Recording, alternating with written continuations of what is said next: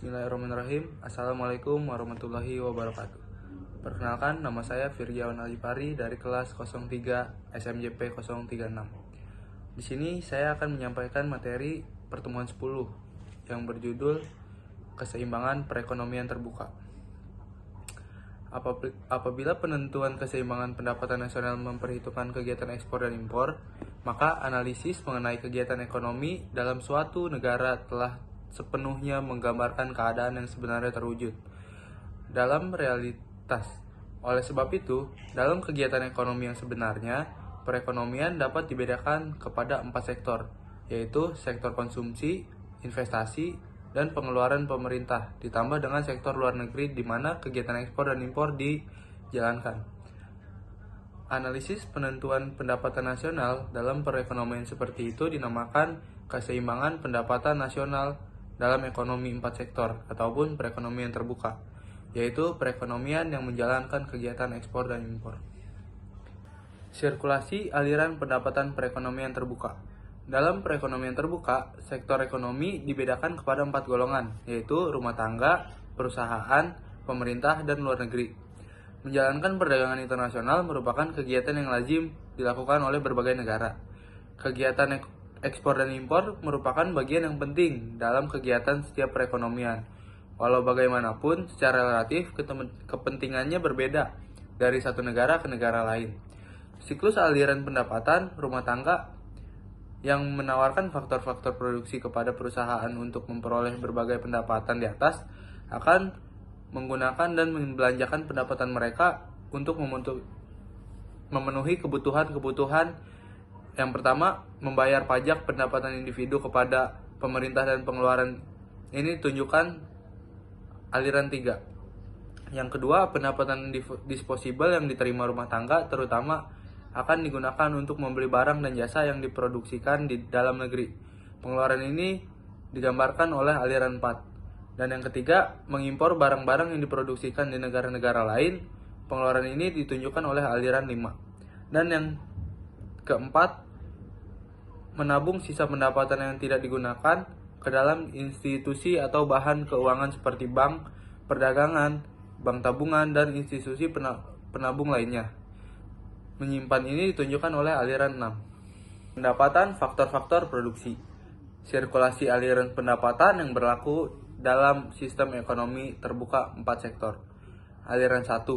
Upah atau gaji, sewa, bunga, dan laba merupakan aliran pendapatan rumah tangga yang diperoleh dari jasa faktor produksi atau tenaga kerja, alam, modal, dan entrepreneur yang disumbangkan ke sektor perusahaan. Aliran 2, pihak perusahaan melakukan pembayaran pajak ke pemerintah atas barang dan jasa yang diproduksi serta pajak lainnya yang harus ditanggung perusahaan. Aliran 3, rumah tangga mempunyai kewajiban membayar pajak kepada pemerintah, baik dalam bentuk pajak pertambahan nilai maupun pajak lainnya sebagai wajib pajak. Pajak ini akan mengurangi pendapatan rumah tangga yang akhirnya memperoleh pendapatan disposable sebagai pendapatan yang benar-benar dapat dibelanjakan. Aliran 4. Perusahaan rumah tangga karena melakukan pembelian barang dan jasa dari perusahaan dalam negeri. Aliran 5. Sebagian dari rumah tangga melakukan pembelian barang dan jasa dari luar negeri atau impor, sehingga dana mengalir ke luar negeri dan barang atau jasa mengalir ke luar negeri. Aliran 6. Sisa dari pendapatan rumah tangga yang tidak dibelanjakan untuk pengeluaran konsumsi ditabungkan ke lembaga keuangan bank atau non-bank. Selanjutnya, lembaga keuangan sebagai sektor jasa perantara memperoleh tambahan dana cadangan untuk disalurkan bagi yang membutuhkan.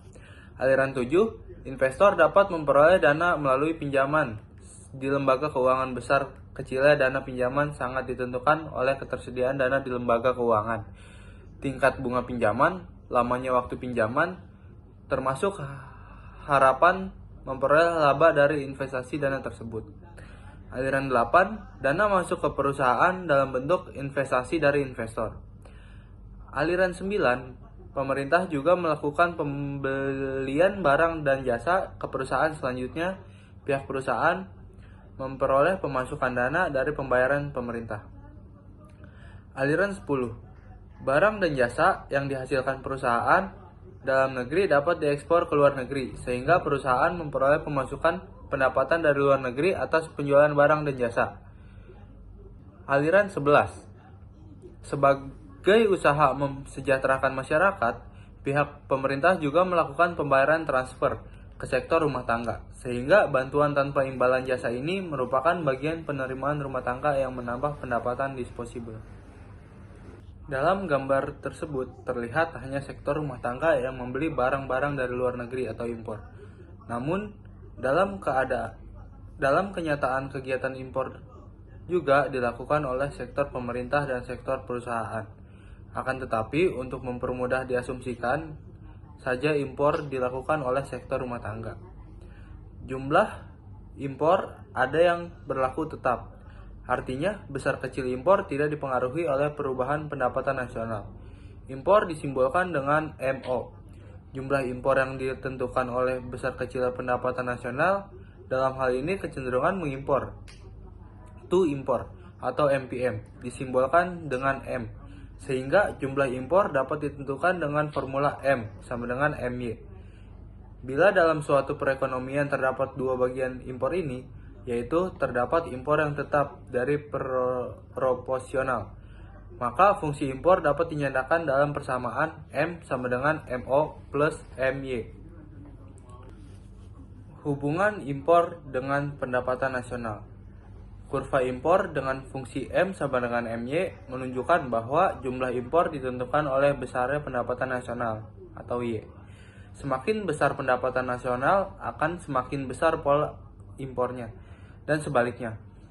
Bila pendapatan nasional tidak ada atau Y sama dengan 0, maka secara otomatis impor sama dengan 0. Kecenderungan mengimpor ditunjukkan oleh besarnya MPM atau nilai M. MPM sama dengan M sama dengan AM atau AY, merupakan slope kurva impor M sama dengan MY. Pada kurva impor sama dengan MO memperlihatkan bahwa jumlah impor tidak ditentukan oleh besar kecilnya pendapatan nasional atau Y. Meskipun tidak terdapat pendapatan nasional atau tak terhingga, namun jumlah impor tetap ada pada jumlah yang konstan. Kurva impor dengan fungsi M sama dengan MO plus MY menunjukkan kurva impor total yang bersumber dari impor konstan atau MO dapat diproporsional M sama dengan MY. Keseimbangan pendapatan nasional dalam sistem perekonomian terbuka. Untuk melihat keseimbangan pendapatan nasional dalam sistem perekonomian terbuka dari keseimbangan pendapatan nasional, prinsipnya sama dengan menentukan keseimbangan perekonomian tertutup. Hanya saja pada ekonomi terbuka terdapat penambahan komponen pengeluaran agregat dari sektor perdagangan luar negeri berupa net ekspor atau X-M. Persyaratan pokok tercapainya keseimbangan perekonomian secara umum adalah bila agregat supply sama besarnya dengan agregat demand atau AS sama dengan D. Penawaran agregat atau agregat supply dalam ekonomi tertutup adalah pendapatan nasional, sedangkan dalam sistem ekonomi terbuka agregat supply terdiri dari pendapatan nasional dan impor. Karena dalam sistem ekonomi terbuka, barang dan jasa diperjualbelikan terdiri dari barang dan jasa domestik dan barang-barang yang diimpor dari luar negeri. AS sama dengan V plus M dapat dari sirkulasi aliran pendapatan dalam perekonomian terbuka.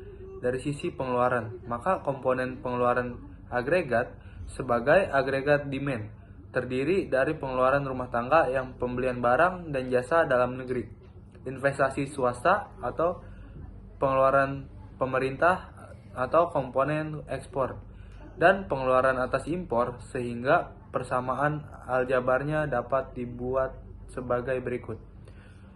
AD sama dengan C plus I plus G plus X min M. Pengeluaran rumah tangga terdiri dari pengeluaran atas pembelian barang dan jasa dalam negeri dan pembelian barang-barang impor, sehingga total pengeluaran konsumsi menjadi C sama dengan CDN plus M.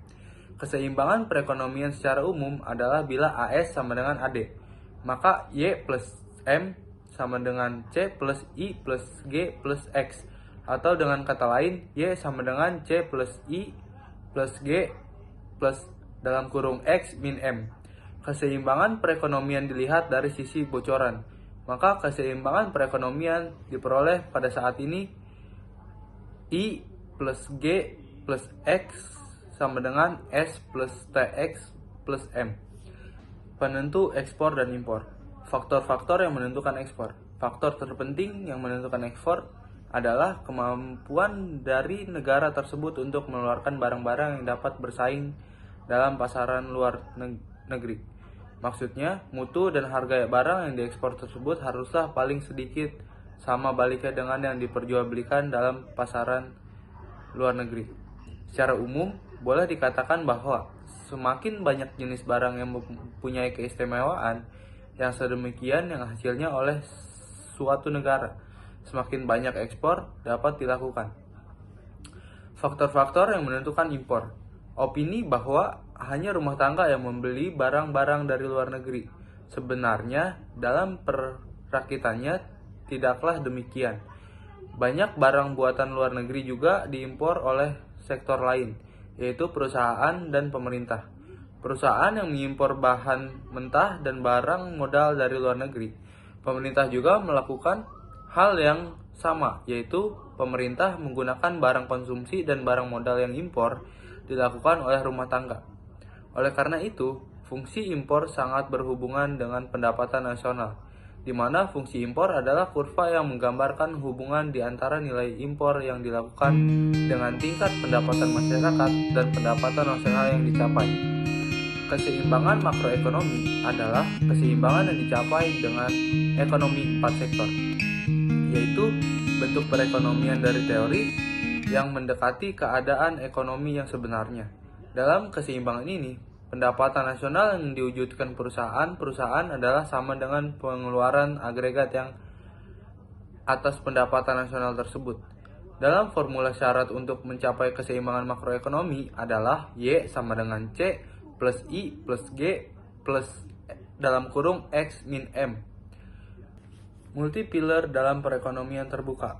Secara definisi, multipilar adalah rasio di antara pertambahan pendapatan nasional dengan pendapatan pengeluaran agregat, yaitu walau bagaimanapun, multipilar dalam ekonomi 4 sektor adalah lebih kecil daripada multipilar dari ekonomi 2 sektor dan 3 sektor. Oleh karena itu, wujudnya sangat bocoran baru dalam perekonomian, yaitu impor yang dinilai dipengaruhi oleh pendapatan nasional. Dalam suatu perekonomian terbuka, ciri fungsi konsumsi rumah tangga, pajak pemerintah, pengeluaran pemerintah, investasi, ekspor, dan impor adalah sebagai berikut. Fungsi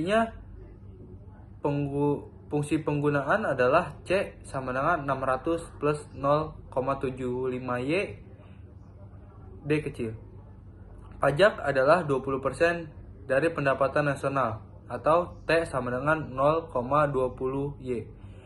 Investasi swasta bernilai I sama dengan 600 dan pengeluaran pemerintah bernilai G sama dengan 2000. Ekspor bernilai X sama dengan 800. Ketika impor adalah 20% dari pendapatan nasional M sama dengan 0,2 Y. Kemudian diasumsikan dalam perekonomian terbuka akan mencapai tingkat kesempatan kerja penuh pada pendapatan nasional sebanyak 7.000. Berdasarkan pemisalan yang dinyatakan di atas, maka selesainya berbagai pernyataan berikut. Fungsi konsumsi sebagai fungsi dari Y. C sama dengan 600 plus 0,75 dalam kurung Y min T. C sama dengan 600 plus 0,75 Y min 0,20 Y. C sama dengan 600 plus 0,6 Y. Pendapatan nasional pada keseimbangan. Y sama dengan C plus I plus G plus dalam kurung X min M. Y sama dengan 600 plus 0,75 dalam kurung Y min 0,2 Y. Plus 600 plus 2000 plus dalam kurung 800 min 0,2 Y. Y sama dengan 600 plus 0,75 dalam kurung 0,8 Y plus 600 plus 2000 plus 800 min 0,2 Y. Y sama dengan 4000 plus 0,6Y min 0,2Y. Y min 0,4Y sama dengan 4000. 0,6Y sama dengan 4000.